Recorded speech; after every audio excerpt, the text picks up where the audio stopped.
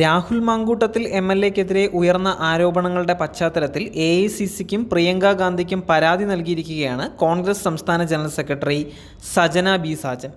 വനിതാ നേതാക്കളെ ഉൾപ്പെടുത്തി ഒരു അന്വേഷണ കമ്മീഷനെ നിയോഗിക്കണമെന്നും ഇരയാക്കപ്പെട്ട പെൺകുട്ടികളെ നേരിൽ കണ്ട് വിഷയം ചർച്ച ചെയ്യണമെന്നും സജന പരാതിയിൽ ആവശ്യപ്പെട്ടിരിക്കുകയാണ്.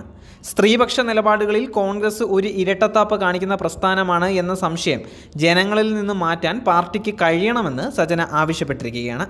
തൻ്റെ ഫേസ്ബുക്ക് പോസ്റ്റിലൂടെ അവർ ഈ വിഷയം സംബന്ധിച്ച് നിരവധി ചോദ്യങ്ങൾ മുന്നോട്ട് വയ്ക്കുകയാണ്. സജനയുടെ ഫേസ്ബുക്ക് പോസ്റ്റിൻ്റെ പൂർണ്ണ രൂപം ഞാനിവിടെ വായിക്കാം. 2 ദിവസം മുൻപ് ഞാൻ എഴുതിയ വരികൾക്ക് അനുകൂലവും പ്രതികൂലവുമായ ഒട്ടനവധി കമൻറ്റുകൾ എന്നിലേക്ക് വന്നു. അതിൽ മുഖം പോലും കാണിക്കാൻ താല്പര്യമില്ലാത്ത മ്ലേച്ഛമായ രീതിയിൽ എഴുതിയ ആളുകളോട് സഹതാപം മാത്രമേ ഉള്ളൂ. അനുകൂലിച്ചവരോടും പ്രതികൂലിച്ചവരോടും ഒന്ന് മാത്രമേ പറയുന്നുള്ളൂ. ഇതിൽ നെല്ലും പതിരും തിരിച്ചിട്ടേ ഇനി വിശ്രമമുള്ളൂ. 2 ദിവസമായി വന്ന പേഴ്സണൽ സന്ദേശങ്ങൾ, ഭീഷണികൾ, ഇതിനൊക്കെ പുല്ലുവില മാത്രമേ കൽപ്പിക്കുന്നുള്ളൂ. അതുകൊണ്ട് തന്നെ ഇതൊരു പ്രസ്റ്റീജ് വിഷയമായി മാറിയെന്ന് ഞാൻ പറയട്ടെ. എൻ്റെ രാഷ്ട്രീയ പാരമ്പര്യം ആരായുന്നവരോട് എനിക്ക് പറയാനുള്ളത് താഴെയുള്ള ഫോട്ടോകളിൽ അതെല്ലാമുണ്ട്. ഇന്നും ശരിയാകാത്ത കാലം സുഹൃത്തുക്കൾക്കൊപ്പം കയറിയിറങ്ങുന്ന കോടതി വരാന്തകളും സഹപ്രവർത്തകർക്കൊപ്പം ദിനരാത്രങ്ങൾ കഴിച്ചുകൂട്ടിയ ജയിലും പോസ്റ്റർ ഒട്ടിപ്പും മുദ്രാവാക്യം വിളിയും മൈക്ക് അനൗൺസ്മെൻറ്റും ഇതെല്ലാം തന്നെയാണ് എൻ്റെ രാഷ്ട്രീയം. എന്നെ കോൺഗ്രസ് പ്രസ്ഥാനം വിട്ടുപോകാൻ പറയാൻ നട്ടല്ലുറപ്പുള്ള ആർക്കും നേരിട്ട് വരാം. എൻ്റെ പ്രസ്ഥാനത്തിലുള്ള മുഖംമൂടി അണിഞ്ഞ ഒരു നേതാവിനാൽ ചതിക്കപ്പെട്ട ഒരു പെൺകുട്ടിയുടെ മാനസിക പിരിമുറുക്കങ്ങളിൽ അവൾക്ക് ശക്തി പകരാൻ എനിക്ക് കഴിഞ്ഞില്ല എങ്കിൽ പിന്നെ എന്ത് പൊതുപ്രവർത്തനമാണ്, എന്ത് സ്ത്രീപക്ഷമാണ്? ഇരയാക്കപ്പെട്ടവൾ ഓടി നടന്ന് എന്നെ ചതിച്ചു എന്ന് പറയുന്നത് നീതിയല്ല. അവളെ തേടി നീതിക്ക് അവിടേക്ക് ചെല്ലുന്ന സമൂഹമാണ് നമുക്ക് വേണ്ടത്. ഞാൻ പാർട്ടിയെ പ്രതിരോധത്തിൽ ആക്കുന്നതല്ല, പാർട്ടിയുടെ വിശ്വാസ്യത കൂട്ടാനാണ് ശ്രമിക്കുന്നത്. പാർട്ടി രാഹുൽ മാങ്കൂട്ടത്തിൽ എംഎൽഎക്ക് എതിരെ നടപടിയെടുത്തത് എന്തിന്? യൂത്ത് കോൺഗ്രസ് പ്രസ്ഥാനത്തിൽ നിന്നും രാഹുൽ രാജിവെച്ചത് എന്തിന്? ഈ ആരോപണങ്ങൾ ശരിയല്ല എങ്കിൽ, ശബ്ദം തൻ്റേതല്ല എങ്കിൽ എന്തുകൊണ്ട് നിഷേധിക്കാനോ നിയമ നടപടിക്കോ രാഹുൽ തയ്യാറാകുന്നില്ല?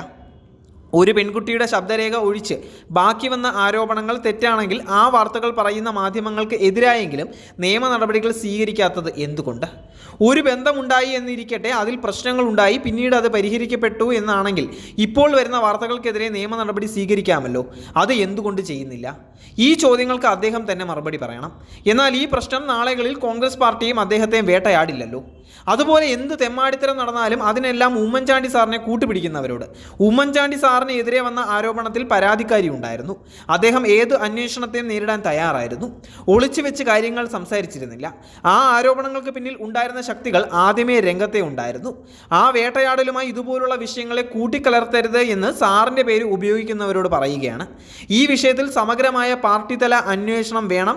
അതും ദേശീയ തലത്തിൽ ഉള്ള വനിതാ നേതാക്കൾ തന്നെ ഉൾപ്പെടുന്ന അന്വേഷണ സംഘം ഈ കുട്ടികളെ കണ്ടെത്തി അവരുടെ വിഷയം മനസ്സിലാക്കണം. ഈ ആവശ്യം ഉന്നയിച്ചുകൊണ്ട് ബഹുമാനപ്പെട്ട പ്രിയങ്ക ഗാന്ധി ഉൾപ്പെടെയുള്ള എഐസിസി നേതൃത്വത്തിന് പരാതി നൽകിയിട്ടുണ്ട്. ഇങ്ങനെയായിരുന്നു ആ ഫേസ്ബുക്ക് കുറിപ്പ്. ഒട്ടനവധി കമൻറ്റുകളാണ് രാഹുൽ മാങ്കൂട്ടത്തിനെതിരെ വന്നുകൊണ്ടേയിരിക്കുന്നത്.